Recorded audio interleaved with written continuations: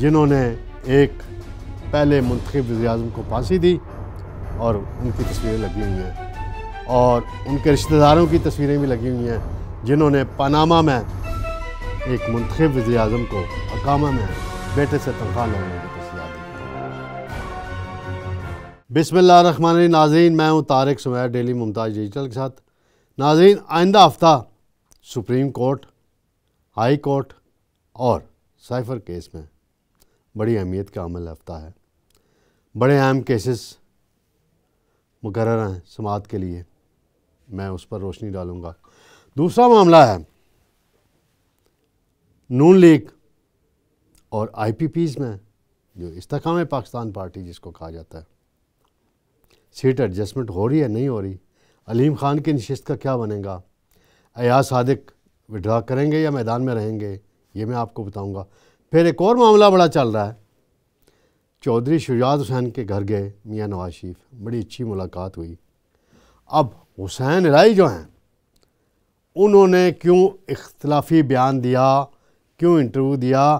کیا چودھری وجاہت اپنی دونوں بیٹوں کی سیٹوں پہ ایڈجسٹمنٹ کرانے میں کامیاب ہو جائیں گے، یا وہی پرانا معاملہ پھر ابھر کر سامنے آ جائے گا جب عمران خان کے خلاف تحریک عدم اعتماد تھی اور چودھری وجاہت حسین چودھری پرویز الہی کے ساتھ جا ملے تھے؟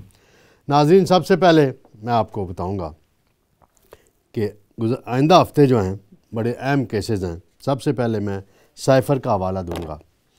سائفر کیس میں 12 دسمبر کو اڈیالہ جیل میں جناب عمران خان اور شاہ محمود قریشی پر فرد جرم عائد کی جائے گی۔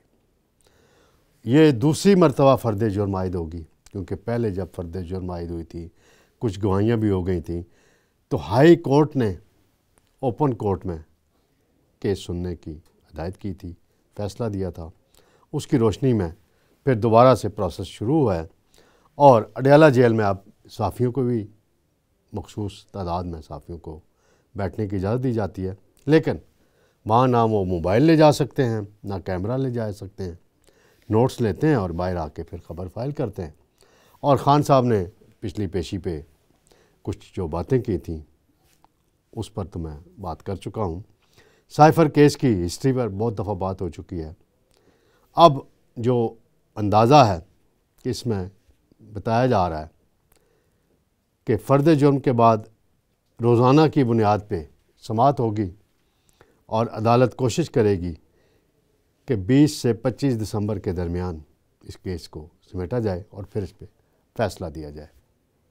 فیصلے کے حوالے سے میں کوئی قیاس آرائی نہیں کرنا چاہتا، مناسب نہیں ہوتا، عدالتی معاملہ ہے، لیکن اعتزاز احسن ہوں یا تحریک انصاف کے دیگر وکلا ہوں، وہ بہت دفعہ کہہ چکے ہیں عمران خان کو لمبی سزا ہوگی، تو میں ان کا حوالہ دے رہا ہوں، آج خود نہیں میں کچھ کہہ رہا۔ دوسرا معاملہ ہے ذوالفقار علی بھٹو پھانسی کیس۔ اس پر صدارتی ریفرنس آصف زرداری صاحب جب پریزیڈنٹ تھے 2011-12 میں وہ دائر کیا گیا تھا۔ اس وقت کے چیف جسٹس نے کچھ سماعتیں کی تھیں، پھر پینڈنگ کر دیا، اور اس کے بعد جو بھی افتخار چودھری کے بعد چیف جسٹس ہے کسی نے اس کیس کو فکس نہیں کیا۔ جناب قاضی فائز عیسیٰ جو ہیں وہ سارا بیک کلیش اب نکالنا چاہتے ہیں۔ بڑا امتحان ہے اس 9 رکنی بینچ کے پاس۔ ذوالفقار علی بھٹو کو پھانسی دی گئی 79 میں ضیاء الحق کے دور میں، اور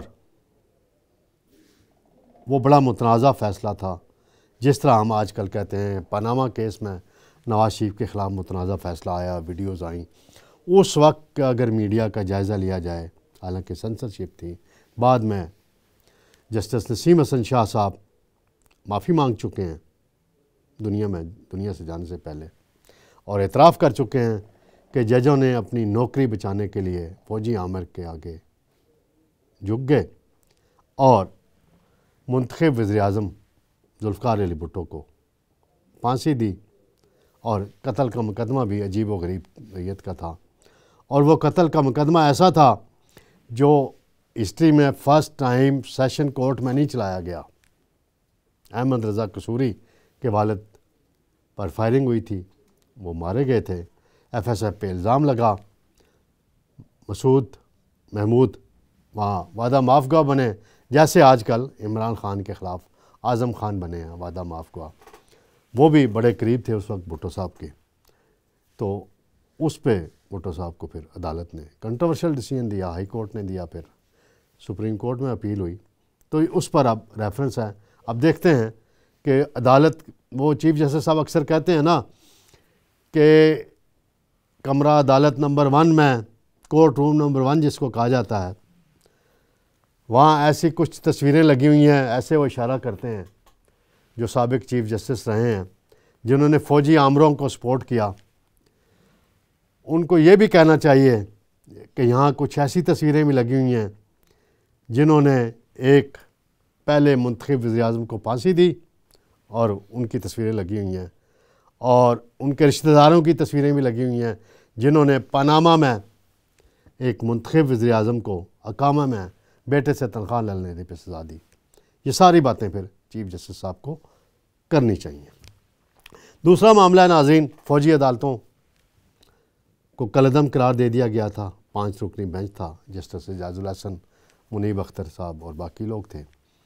اس پر گورنمنٹ نے اپیل کی ہے. بڑا اس پہ جو شہداء کی تنظیمیں ہیں، جو فوجی ہوں یا سول ہوں، ان کی فیملیز ہیں، وہ بڑے احتجاج کر رہے ہیں.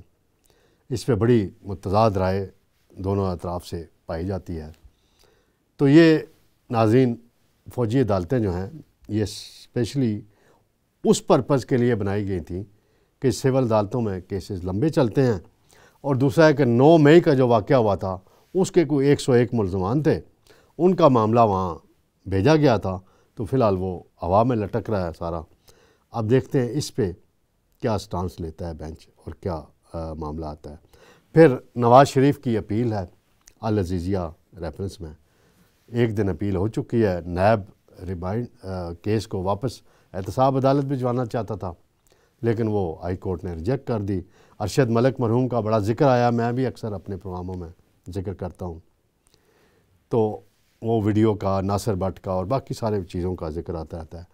تو اس میں امید ہے کہ آئندہ ہفتے اس میں نواز شریف کے اس العزیزیہ کیس کا بھی فیصلہ آ جائے گا. اور نواز شریف کے وکلا یہ دعویٰ کر رہے ہیں کہ جی بری ہو جائیں گے. دوسرا معاملہ ہے ناظرین، 2 سیاسی جماعتیں ہیں.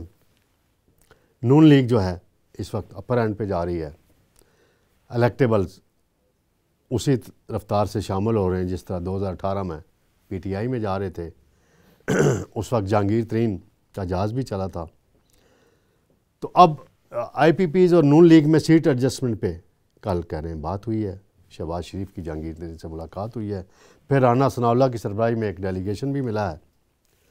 لیکن میں جو باڈی لینگویج محسوس کی ہے، علیم خان جو ہیں، جو پارٹی کے صدر ہیں، ان کا موقف یکسر مختلف ہے. وہ کہہ رہے ہیں کہ ہم کوئی سیٹ ایڈجسٹمنٹ نون لیگ سے نہیں کر رہے. اور نون لیگ سے سیٹ ایڈجسٹمنٹ کرنے کا مطلب وہ یہ کہتے ہیں یہ ہے کہ ہم پھر نون لیگ کی جو پی ڈی ایم گورنمنٹ کی ساری پرفارمنس ہے بری، وہ ہمارے کھاتے میں آ جائے گی. یہ علیم خان کا موقف ہے. اور آپا فردوس عاشق خوان جو بڑے جوش میں ہمیشہ بولتی ہیں، رات میں ان کو ٹی وی پہ دیکھ رہا تھا، وہ اس حوالے سے جوش میں نظر نہیں آئیں کہ جی ضرورت ہوتی ہے، ملکی مفاد ہوتا ہے، فلاں ہوتا ہے، یہ ہوتا ہے. یہ ان کی کہانی ہے. ایک اور معاملہ ہے، چودھری شجاعت صاحب سے ملاقات کی تھی نواز شریف نے، اور 4 قومی اور 8 صوبائی اسمبلی کی سیٹوں پہ ایڈجسٹمنٹ کی بات ہوئی ہے نون لیگ کاف لیگ نے. اور چودھری شجاعت نے اس وقت ساتھ دیا. پی ڈی ایم حکومت بن نہیں سکتی تھی اگر ان کے 3 ووٹ شہباز شریف کو نہ ملتے.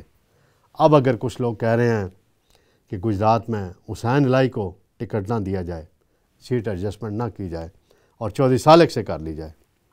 حسین الہی جو ہیں ناظرین چودھری وجاہت حسین کے بیٹے ہیں. اور میں تھوڑا سا بیک گراؤنڈ بتاتا چلوں. چودھری وجاہت حسین عدم اعتماد کے وقت پرویز الہی کے ساتھ مل گئے تھے، اور ان کے بیٹے نے عدم اعتماد کی مخالفت کی تھی اور ووٹ نہیں دیا تھا شہباز شریف کو. اس وجاہت حسین صاحب جو ہیں بڑے وہاں پاپولر ہیں اپنے حلقے میں، بڑی ان کی ساری کمپین چودھریوں کی یہی کیا کرتے تھے. اور اوورسیز پاکستانی جو امریکہ میں اور یورپ میں رہتے ہیں، وہ چودھری وجاہت حسین کے ساتھ ان کا بڑا تعلق ہے اور بڑی سپورٹ کرتے ہیں ان کو. اور وہ اپنے دوسرے بیٹے موسیٰ الہی کو بھی میدان میں اتار چکے ہیں، اور یہی ان کا جھگڑا ہوا تھا طارق چیمہ سے بھی، جو ان کی لڑائی ہوئی تھی طارق بشیر چیمہ سے، وہ بھی اسی معاملے پر ہوئی تھی کہ آپ نے میرے بیٹے کی سیٹ کا سودا کر لیا۔ دوسری جانب جو نون لیگ کے وہاں پہ مضبوط ترین امیدوار ہیں، ابھی ایم این اے رہے ہیں، عابد رضا چودھری عابد رضا کوٹلہ، مریم نواز آج وہاں گئی ہیں، وہاں جلسہ انہوں نے بڑا بھرپور جلسہ بھی کیا ہے۔ تو نون لیگ عابد رضا کوٹلہ کے معاملے میں کوئی کمپرومائز نہیں کرے گی، اور کرنا بھی نہیں چاہیے۔ جہاں تک حسین الہی کا تعلق ہے، حسین الہی بھی اپنی سیٹ پہ بڑا پاپولر ہیں، چودھری وجاہت ان کی کمپین چلائیں گے، لیکن یہاں ان کا مقابلہ نسبتاً کمزور امیدوار ہیں نوابزادہ غضنفر گل، وہ نون لیگ کا ٹکٹ مانگ رہے ہیں، وہ پھٹے بازی کر رہے ہیں، اور مجھے لگتا ہے کہ حسین الہی کو بالآخر سیٹ ایڈجسٹمنٹ میں نون لیگ اپنا امیدوار کھڑا نہیں کرے گی، اور غضنفر گل کا اتنا ویٹیج نہیں ہے سیاسی جتنا چودھری عابد رضا کوٹلہ کا ہے اس وقت نون لیگ کی قیادت کی نظر میں۔ تو یہ ناظرین چند گزارشات تھیں، میں نے کہا میں آپ کو آگاہ کر دوں۔ انشاءاللہ جلد دوبارہ ملاقات ہوگی۔ شکریہ۔